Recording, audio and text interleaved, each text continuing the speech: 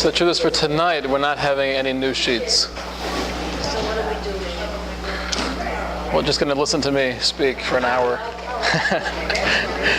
it'll be a discussion, though. Oh, well, let's go. Okay. Make it Good evening, everybody. Good evening. And welcome back. We began last week, Joshua, a new leader, which is really getting us into an entirely new period in the history and destiny of the Jewish people. And we spelled out 5 unique challenges that Joshua would have facing him as he would lead the Jewish people into the land of Israel. The first challenge was that he was very aware that he did not possess the same talent, the same charisma, the same power as Moshe Rabbeinu, his teacher. You're taking over from the master.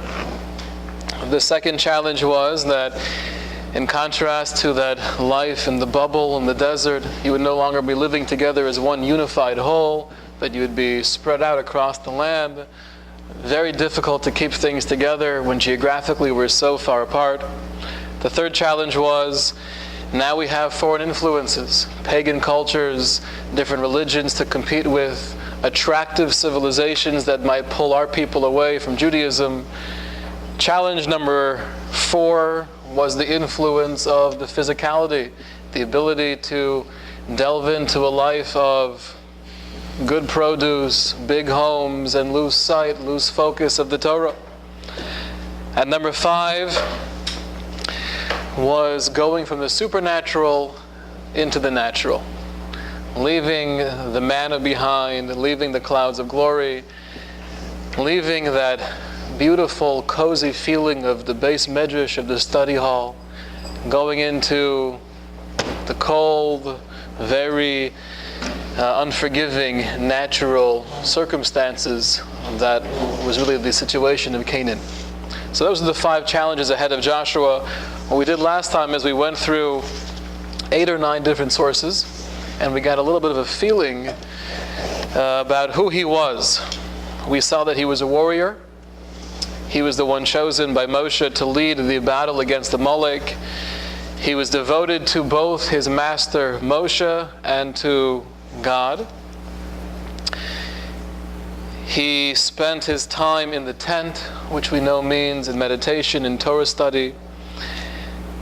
He had a respect, a reverence for the Torah, to the point where he felt if someone was insulting Moshe, he would have had them killed perhaps. But Moshe said, no, don't do it for my honor. He wasn't the smartest of all the students. He was number 5 in the listing of their level of prestige, their level of scholarship. But the reason why he was chosen, we saw really A and B. A was he was chosen because of his diligence, his work ethic, always trying to learn more. He had that thirst, he had that desire to gain more knowledge. And the second qualification was that he understood people. And that was the one thing that Moshe asked for. I need a leader who will take over, who gets it, who could relate to people of all different backgrounds and could speak to them and to guide them appropriately. That's why he was chosen. What I'd like to do tonight is delve into the beginning of the conquest in Canaan. And I'd like to open a can of worms, and we could just spread them out all throughout the tables, which is the Torah viewpoint on war and who should be fighting the battles. And I think we'll see as we go through the life of Joshua, the life of many of the judges, it's such a focal point throughout all of these stories. All of the battles that are taking place, the heroes that are stepping up to the plate, they're proving themselves not just in the scholarly sense, but really on the battlefield. Now, being very far removed from viewing the Jewish people as a mighty nation, as a nation with any military, before 1948, the idea of a Jewish army, that was something out of the history books. You think about Yehuda HaMaccabee fighting in the times of the Greeks, or you'll think about the Jewish army in the times of King Solomon, even before that. But there is no such thing as a Jewish army, because the majority of our history, we've been outside of the land, outside of any real control of Israel, wandering and dispersed throughout different countries, living in foreign lands. So it's hard for us, even though post-1948 we know what it means to have the IDF. We know what it means to have some level of respect in the world. The Israeli army is one of the top armies there are. But yet, it's somewhat new on the scene of Jewish history. So I'd like to explore the Torah viewpoint of war and who should be fighting in those wars. Now, this has been a very controversial issue the last couple of years in Israel. We have yeshiva students who are learning full-time in yeshiva, and we have young men and women risking their lives in war, trying to defend the country. What should the policy be? Should there be a distinction? Should there be the idea of having a select group of people devoting their time to Torah study and not participating in anything that has to do with the military, and having a separate group of people who delve right in? Or should we say everyone's equal? If you enjoy Torah study, do it on the side. Do it before the age of 18 and after the age of 21. But that can't be your main thing to do during the ages of 18, 19, 20. There you have to serve. Good evening. Now there's one important caveat here. None of us live in Israel. And those who do live in Israel don't really know what's going on behind the scenes. You know what, Jeff, do you want to move over one seat and then you want to... Anything to be closer to. Come.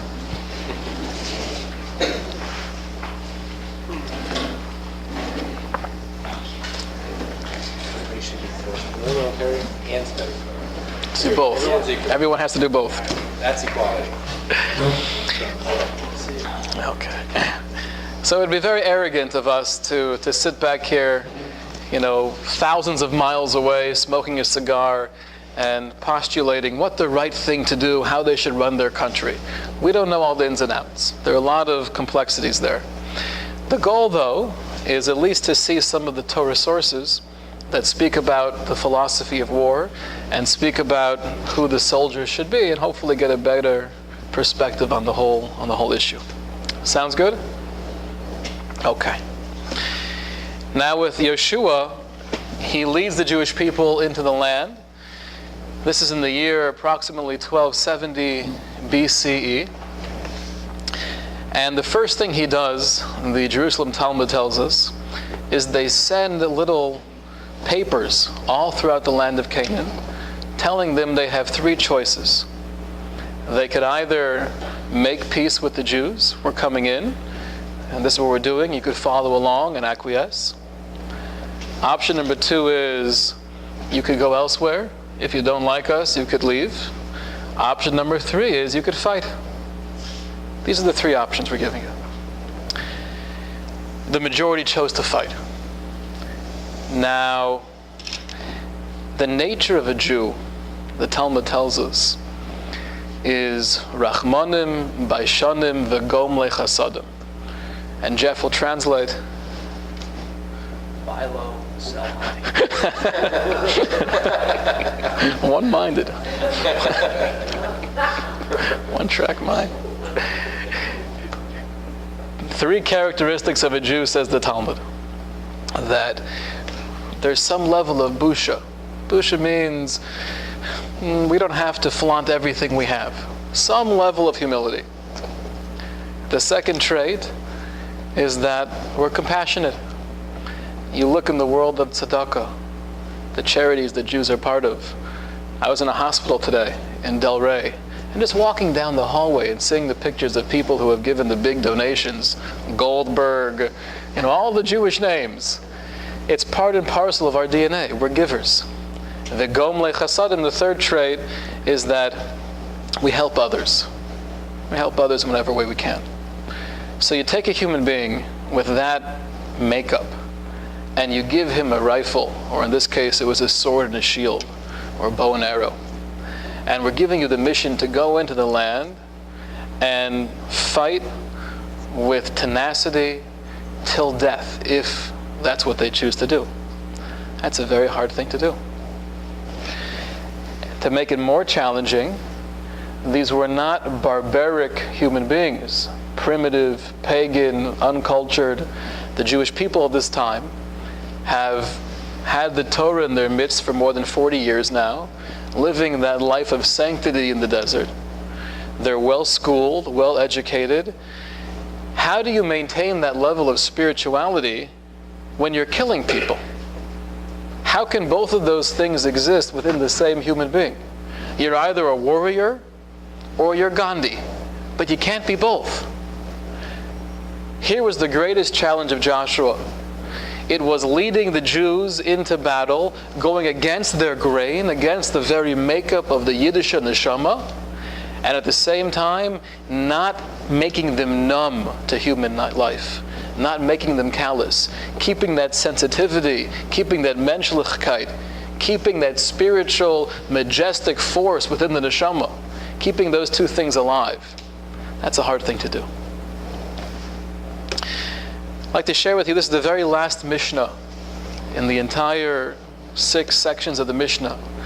The very last Mishnah goes like this. Lo matza kadosh baruch hu kli machzik bracha liyisrael ela hashalom. The only vessel that God found to bestow blessing upon the Jewish people is the vessel of peace. Through peace, we have blessing, we have bracha. Without peace, we have nothing. We have in the Midrashic source that the Midrash Tanchuma tells us, although you'll find many discussions about war in the Torah, they all have the same goal. What is the goal of war? Says the Midrash. Losum shalom nichtavu. The goal is always to make peace. We don't fight because we want to be victorious. We want to be viewed as strong and brave. That's not the Jewish view. War is an evil necessity that sometimes we have to do, but the goal is always to have peace. And I think we see this highlighted in the prophecy of Isaiah. Famous words of Isaiah, he speaks about the future world. He writes, V'haya ba'achris hayamim, in the end of days, Nachon yiyahar beis Hashem b'rosh harim. The mountain of God will be at the head of all the mountains, and there all the nations will gather. V'holchu amim rabim, right? The multitude of nations will come, and they'll say, Lechu v'na'al el har Hashem. Let us go together in unity to the mountain of God. V'yironu midarachav v'nelcho barchosav. And let us learn from His ways. Let us gain from His path. And here's the famous line we sing, Ki mitzion teitzei Torah, u'devar Hashem Yerushalayim. Because from Zion the Torah will come, and the word of God will be from Jerusalem. Now there's 2 melodies for that. Shabbos morning, we say, anybody know the melody, Shabbos morning?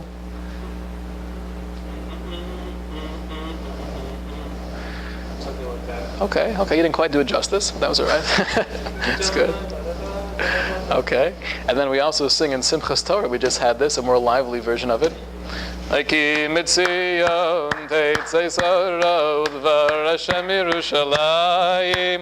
it's a very popular phrase. We sing it. From Zion, the Torah will come, bursting out, and the word of God from Jerusalem.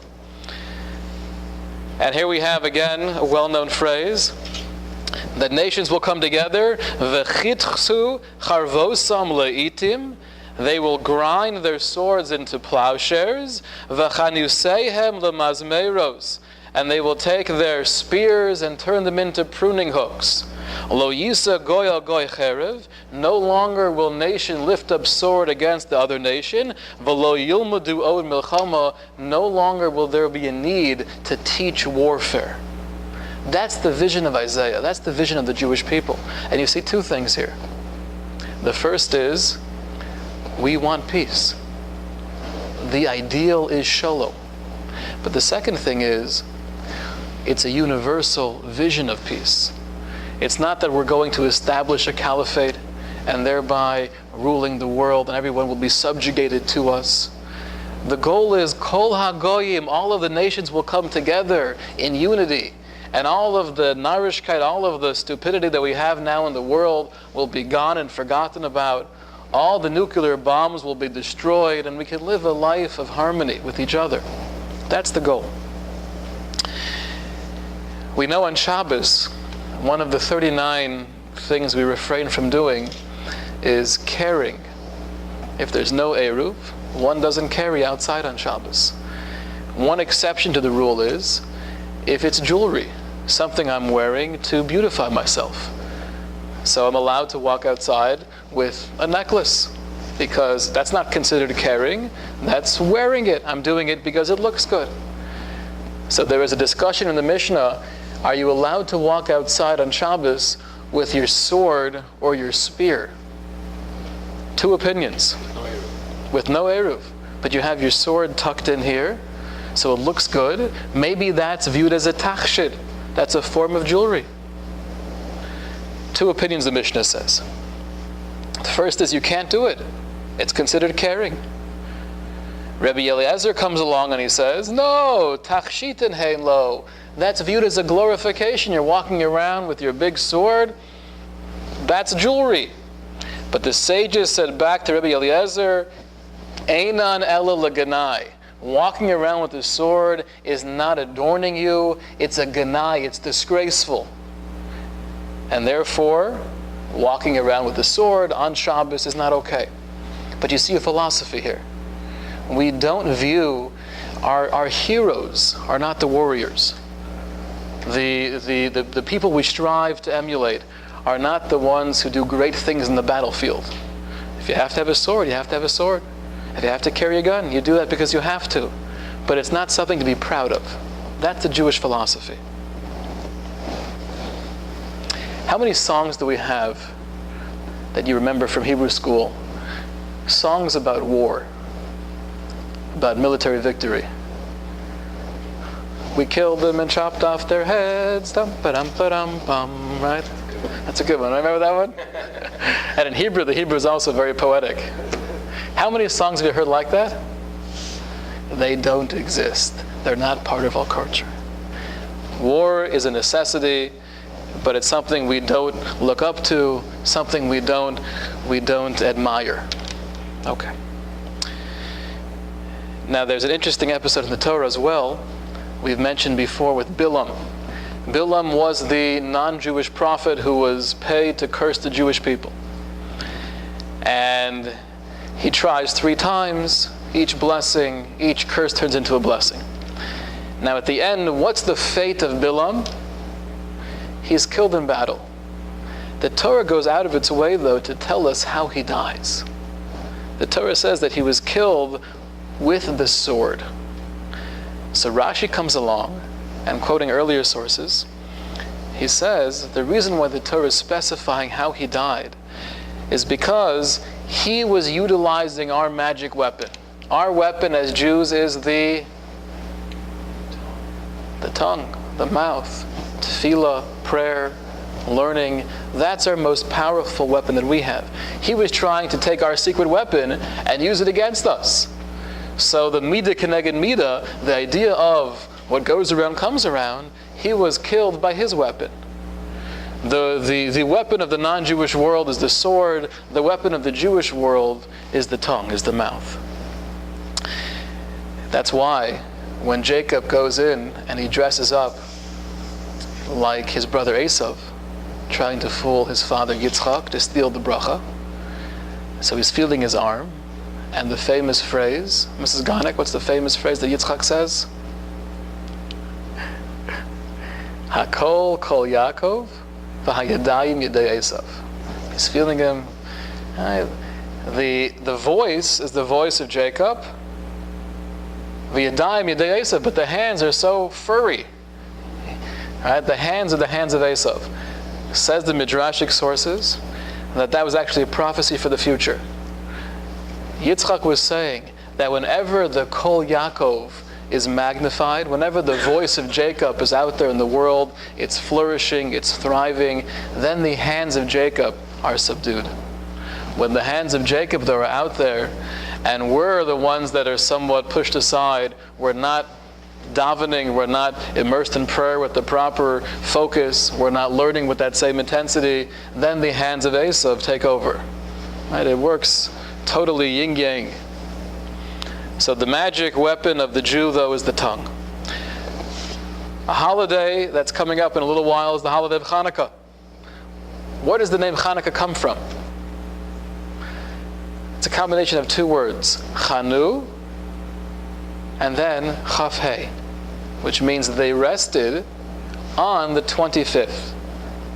Because up until that point, they were battling the Greeks, fighting them off through guerrilla warfare. On the 25th of Kislev, then finally they were able to relax, get back to the temple, and resume life as usual. So many of the commentators point out, we don't refer to the holiday as the 24th when we were fighting them.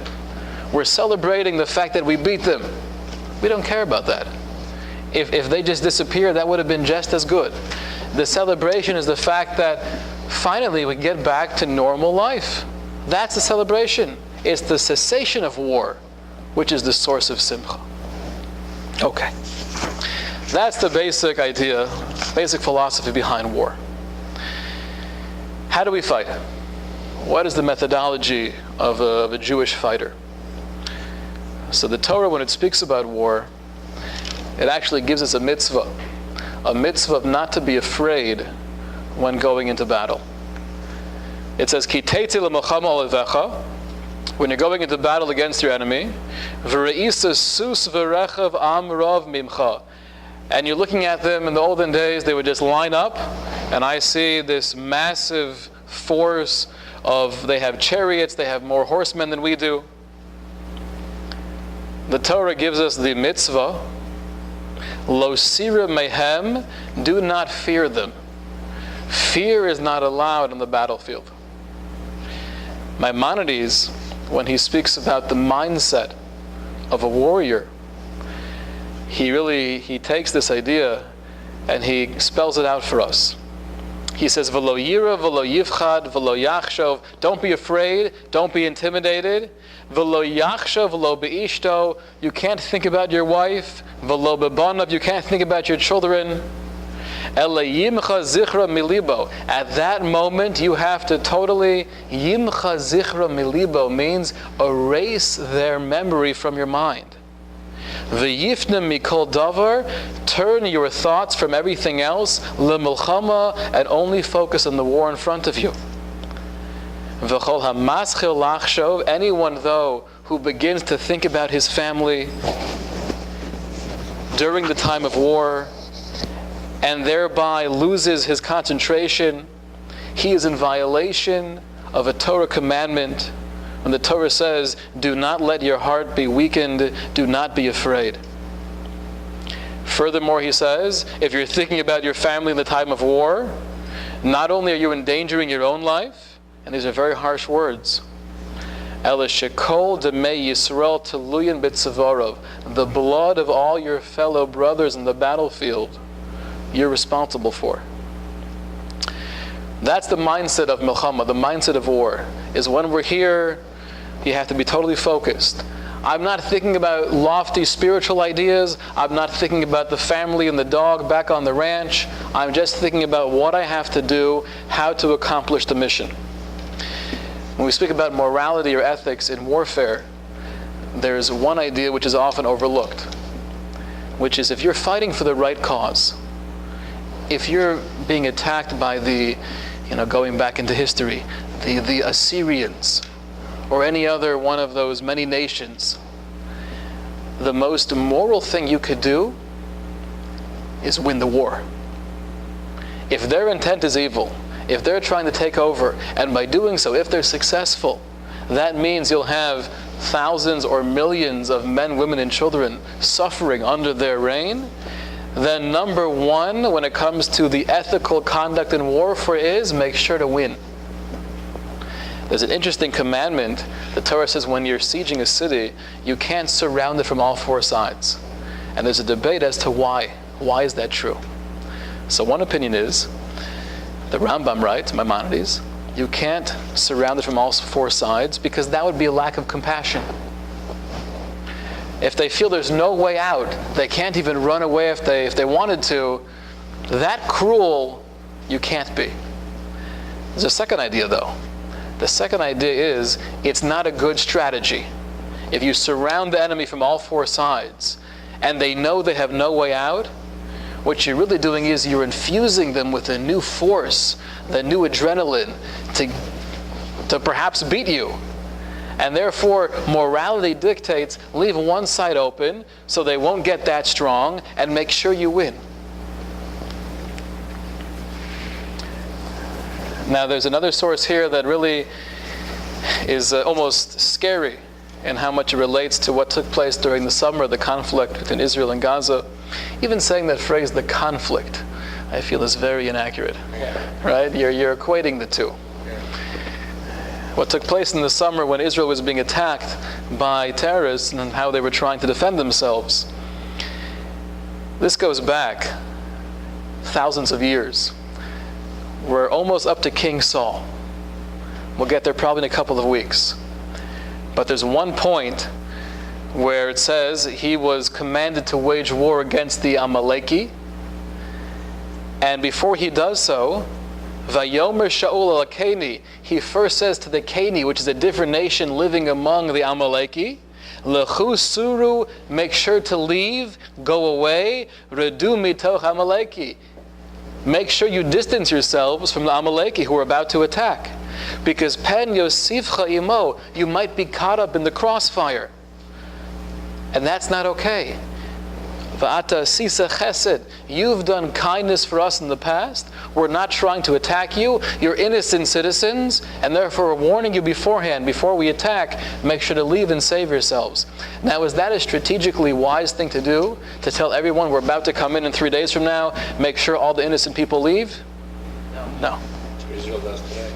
That's what it is. Exactly. Exactly. What other nation, forget about nowadays, what other nation 3,100 years ago did that? This is not even a midrashic source. This is not an illusion. This is black and white in the Tanakh. The Bible's telling us this is what King Saul did. I don't want you to be harmed by the crossfire. I'm giving you ample warning. Please leave before we attack Amalek.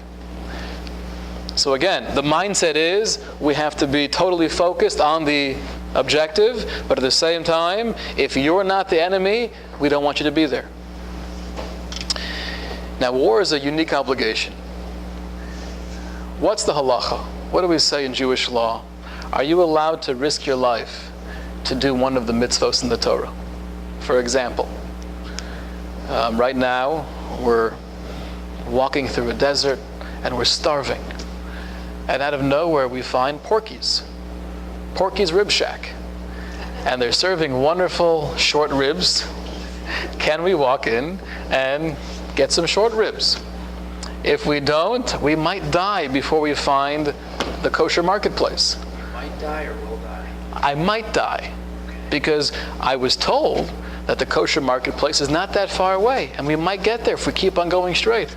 And my Israeli tour guide said, it's not that far. Yashar, v'yamin, v'yashar, you'll get there. I think it's a matter of life and death that you can't eat and work these short ribs. Would everyone agree to Jeff? Yeah. Matter of life and death? Right. Do you enjoy the ribs? You might as well. It's your one chance to do it, right? There's an interesting story. There was a religious man who was working at a very non-Jewish firm. And part of the way they would socialize is they would go out to lunch together. And he always brought along his little sandwich. And it got in one of the partners, got on his nerves. And after a while he said, listen, David, I understand that You have your dietary restrictions, and I respect that. But I want to take you out to lunch, and you have no option to say no. We're going to a non-kosher restaurant, and we're going to order steak. And David said, listen, Bill, I appreciate the offer, but I do keep kosher, so I can't do that. He takes out his 9mm under the table and says, David, you're coming with me today for lunch. Okay, they go out to lunch. The whole time he has the gun pointed under the table. And they order the steak, and he's eating. Finally, and then after lunch is over, Bill says to David, you should know, puts the gun down, I wasn't really going to kill you. I just wanted to have a good lunch with you, to be able to really share a steak. And David says, you could have told me after dessert. Oh.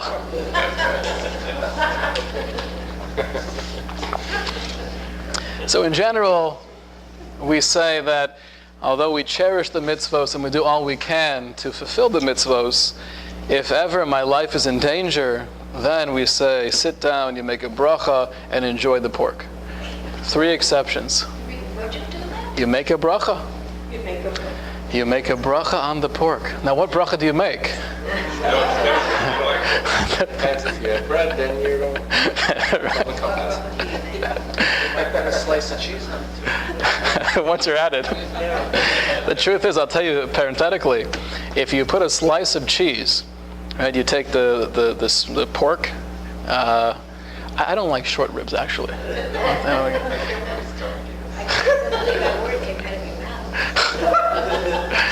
Let's take pork chops, something that even sounds more enticing. You take a good, medium rare pork chop, and you melt cheese on it in the oven. So are you in violation now of eating meat and milk together and eating pork? What would you say? You just messed up your oven too. Is the cheese kosher? The answer is no. Because the only time there's a restriction of meat and milk together is if it's milk with meat that comes from a kosher animal. Right? So if it's pork, that's a different issue. But okay, we're getting off subject here, but just so generally we do not endanger our lives to keep the Torah. Right? In Yad Vashem, I might have mentioned this before, but it's one of the most moving things I think in the entire museum. They have a paper that was found in Auschwitz with a bracha that they wrote down before eating chametz on Pesach. It's a beautiful paragraph. I don't have it in front of me, but they have copies of it. Basically saying, it is Pesach time, and we know as Jews we refrain from eating chametz, any leavened bread, and we only have matzah. But because of our situation, clearly we can't survive without eating some little tiny morsels of bread. So the bracha goes, Baruch atah Hashem Elokeinu melech haolam, asher kiddushanu b'mitzvosav v'tzivanu lachai bahem, who has commanded us in the mitzvah of living by the Torah and not dying by the Torah. It's a bracha they made before eating chametz on Pesach. Now, war is really an exception to that. This was actually, I think, in 2011, the last conflict that happened in Israel. I get a call from someone who's in Hatzalah. You know what Hatzalah is? Right? The Jewish volunteer ambulance service. So in Israel, at that time, it sounded like there was a need for Hatzalah members to come and help out with the war. So the question was, he at the time was probably 24, and he called me. I want to go. Some of my friends are going to help out. I feel that I could be productive. I'm pretty good at these things. My mother doesn't want me to go. Can you believe that? The Jewish mother didn't want her son to go. So, on one hand, we have the conflict. There's a moral debate. I want to help my brothers and sisters in Israel, but on the other hand, my mother says that I might be risking my life. Is that a consideration? And the answer is no. If you're really needed, that's the first thing. Practically, I said, you have to find out, are you really needed? Likely you're not really needed. If you are really needed, then the fact that you're risking your life is not a reason not to do it. War, by definition, is risking your life. You can't use the leniency of, well, the Torah says, I can't endanger my life to keep the Torah. That's what war is. So war is very unique in that sense. It's different than keeping kosher. It's different than keeping Shabbos. I remember we had a session here a long time ago. Remember the Life After Life series? And somebody was telling a story, that they were critically ill, and a religious Jew found out about it, and he was a doctor, and he found out that on Shabbos, he was really in need of some help. So he starts walking 1.5 miles to the hospital. And thank God he made it in time. But when I heard that, I had to make sure the whole class understood that that was the wrong choice. You don't start walking 1.5 miles on Shabbos to save someone's life. You get in the car and you drive there as quick as possible. Right? So for every other aspect of Judaism, we say don't risk your life or anyone else's life. War is the exception. So it's a unique obligation in that sense. Now here's the big question. Who goes into battle? So what would you say? You have two options. Either we have the heads of the Talmudic Academy who are known for their brilliance and their scholarship. Should they be the ones leading the charge? Or do we look at the kids who are hanging out by the street corner, smoking the cigarettes, doing their own thing, the rebels? Who should be the one leading the way in battle? Those who say the Talmudic scholars, raise your hand. Leading? Leading the way. We're not talking about generals here. What's that? We're talking like generals, or are we talking about your average? Let's say generals. Let's say generals. People who are really taking charge of the mission. Those who say the Talmudic scholars. Okay. Those who say the young punks. The cigarette smoking. That's just say. Oh. So I'll tell you what we have in the Mishnah. The Mishnah speaks about who goes into war. And it makes a distinction between two types of war. And again, this will be very relevant when we discuss the military campaign of Joshua, the Jewish people. The first question is, what kind of war was that? Category one is, it's a milchemes rishus, which means it's a war that's optional. Not something that needs to happen. It could be helpful, it could be useful, it could make things strategically better, but it doesn't have to take place. Then there's milchemes mitzvah category 2, which means it's an obligatory war. You have to do this. Now, the most common example of a milchemes mitzvah is defending your life. Anytime you're defending yourself, that's called a war of obligation, milchemes mitzvah. And in that case, says the Mishnah, that in general, a newly married couple doesn't go out to war. That's for an optional war. But if it's defending your life, then the Mishnah says, even the chassan and kala, they leave the wedding canopy, you give them AK-47s, and they go straight out to the battlefield. It doesn't matter who you are or where you are. Everyone has to participate. We have a second source, that in the war against the Midian, Moshe, the Torah says, Vaydaber Moshe el ha'am leimor. Moshe spoke to the people saying, Hecholtzu mi'itchem anoshim latzava. Choose for yourself men for the military campaign. What is that expression, men? Says Rashi, quoting earlier sources, tzadikim. Choose for yourself righteous people. They should be the ones leading the way. Another source. Not just should everyone participate if it's a milchemes mitzvah, if it's a war that's an obligation, but the people who should be leading that are the righteous ones. Yes? It kind of reminds me of before we had the class where you were saying Moshe looked both ways and didn't see a man. Oh. He didn't see a righteous man. He saw plenty of men. Right, right. So this is kind of like, those Beautiful. Same usage. same usage of the same word. Exactly. Beautiful. Another indication that the righteous men should be the ones leading it, not the young punks, is the Ramban, Reb Moshe ben Nachman, right, the famous commentator of the 1200s. We know that when Abraham's nephew Lot was taken captive, that was the major war of the 4 kings versus the 5 kings. The 4 kings were very powerful. They beat out the 5 kings, and in doing so, they took Lot as a hostage.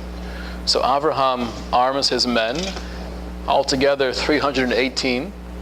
He goes out, he wages war, he defeats the 4 powerful kings, he takes back his nephew Lot. Says the Ramban, describing Avraham.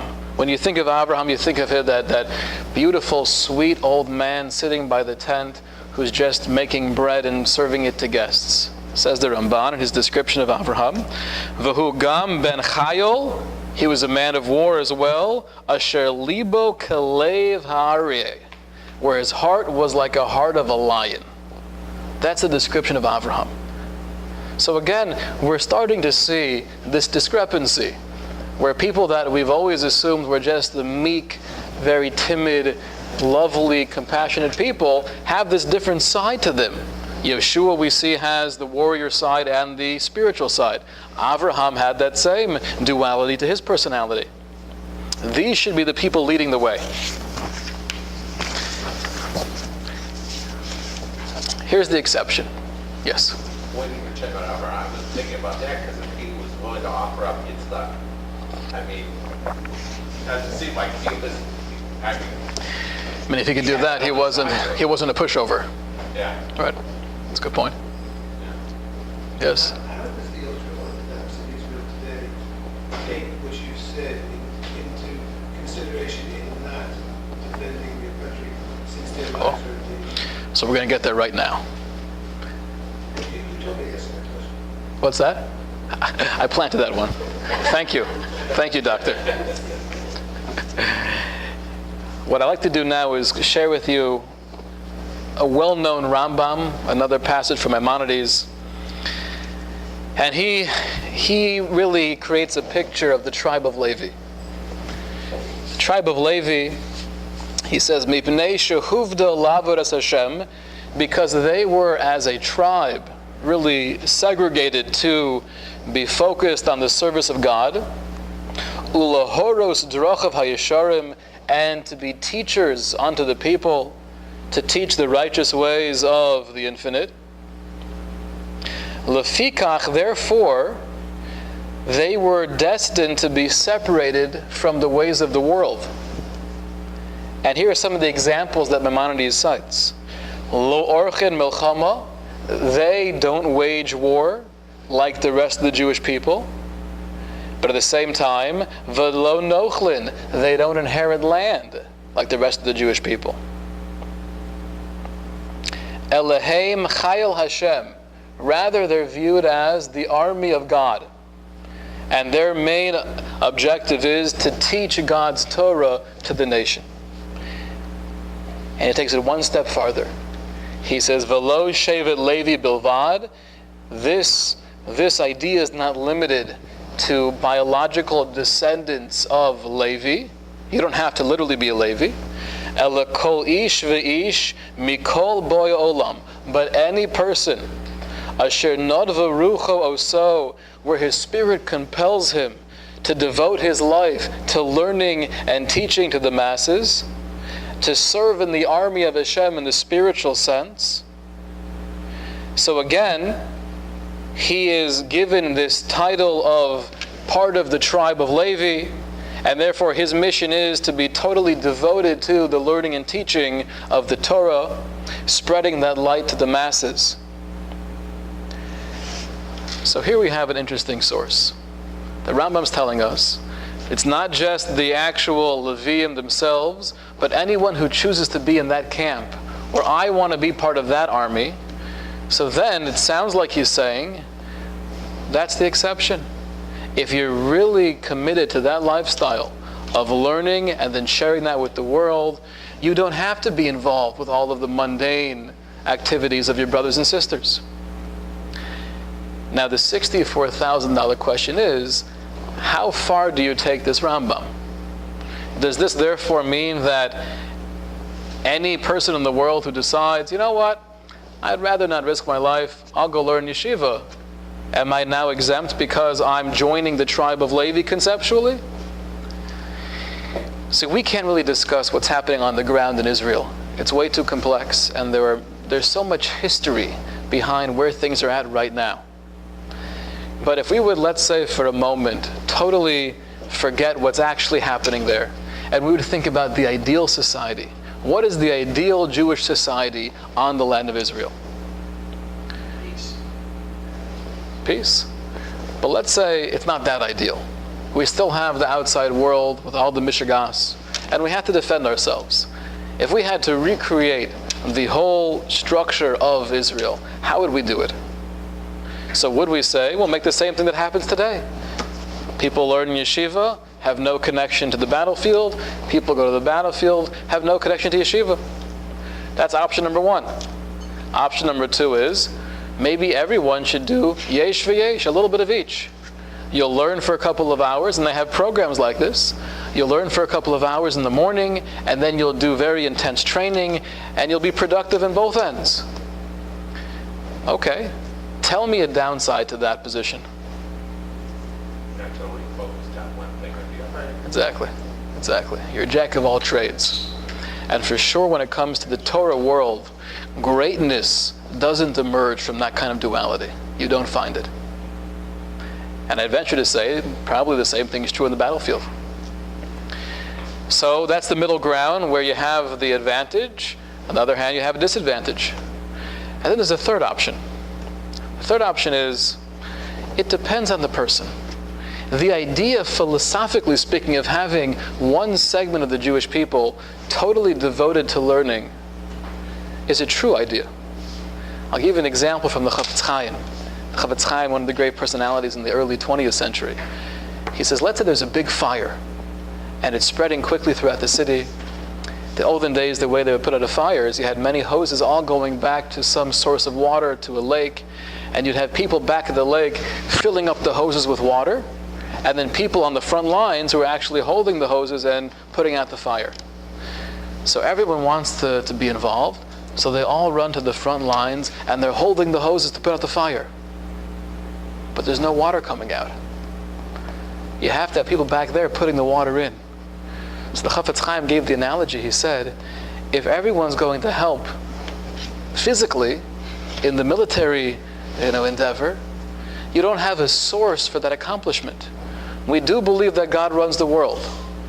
We have to do our hishtadlus, which means we have to do as much as we can, developing new technology, always being on the cutting edge of warfare. And that's what Israel is doing successfully. We have to do that. But at the same time, we do believe that any victory, the fact that you can look back over the summer and, a couple Israelis died from the missiles that went into Tel Aviv. Well, that's because we had the, special little system they developed. Without that special little system, what would have happened? You would have had likely hundreds of people dying from those missiles. But we believe that, Baruch Hashem, we had that system because God runs the world.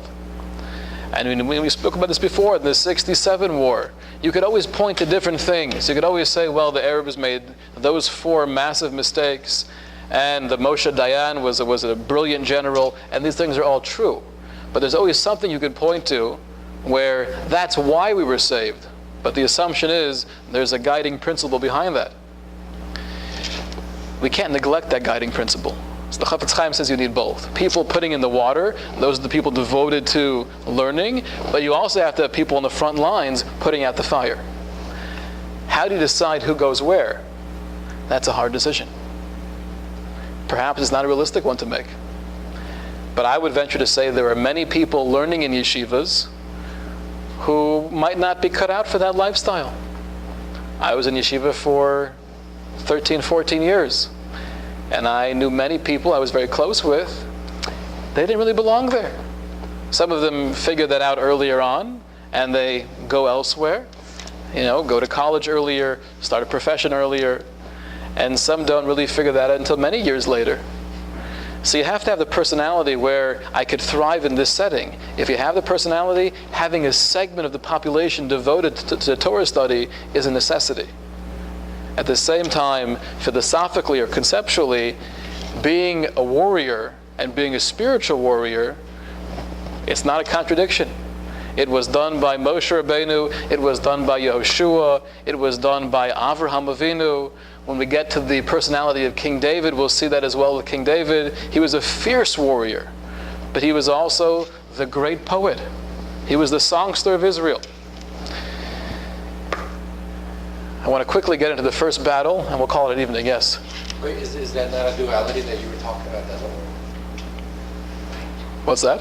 King David goes to war. I mean, I'm sure he doesn't just go to war and neglect Torah the whole time he's at war. He will study during the war when he has time, right? And also like I gotta admit, the current the Hal Haredi in Israel are extremely successful. They're the most fierce fighters there are. So I don't want to get into any particular group that makes it political. Sure. But I could hear the argument that they might be fierce fighters, but I'm not sure. And this could be debated, I don't know. I'm not sure that the level of Torah scholarship they're producing is on par with the level of Torah scholarship being produced in an environment that's totally focused on the Torah. Right, no, I don't know. I don't think everybody should be, a unit like this. I do believe that there should be people who are just learning Torah.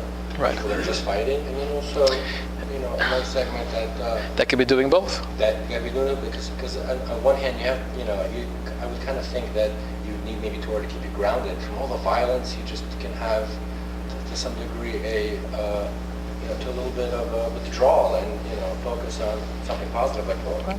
And again, this is a very academic discussion because to really have any idea what's going on in Israel, what military life is like, I've spoken to people, many people who are in the Israeli army, and you hear different things. So, It's mandatory that everybody serves. They're taking everybody has to serve when they reach 18. well, as of now, until recently, that was true for anyone who wasn't learning in yeshiva full time. Right? They had that exception for the yeshiva students, and now they're trying to change that, and that's really a source of a lot of controversy. Yeah. Taking the analogy that you gave, putting out a fire and having somebody putting out water. In actuality, if you're fighting, there are 4 to 5 people behind you. Maybe food service, maybe laundry, maybe water. And staying home and davening in the yeshiva does not give the same effort as not being necessarily a fighter, being a supporter. So that's true, but I think it depends on your perspective.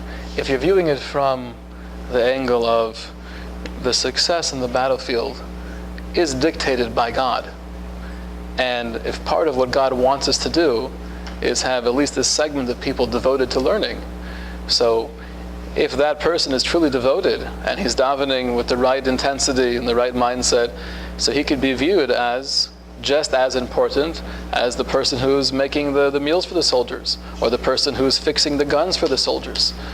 Everyone has their role to play. You're saying choose a manager with some doctrine into service and go into studying. And that's part of the problem, right? People don't want to fight, so I'll just go join the yeshiva and get out of it that way. Rabbi, I'm sort of bringing things towards home, but not in terms of war. But with all the craziness with bombing synagogues and all that, I mean, going back to, are you at war where you can carry a gun on Shabbos and, it's because you're thinking, why may I have to protect people in shul? Is that appropriate? That's a good question. I know some JC rabbis that do. Let's not make that public.